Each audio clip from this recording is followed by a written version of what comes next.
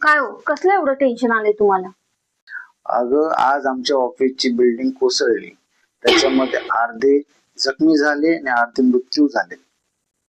काय बोलताय काय? तेव्हा तुम्ही कुठं होतात? अगं तेव्हा मी सिगरेट प्यायला जरा बाहेर गेलेलो. बरं झालं बाई, देवाने तुम्हाला वाचवलं. हॅलो. हा.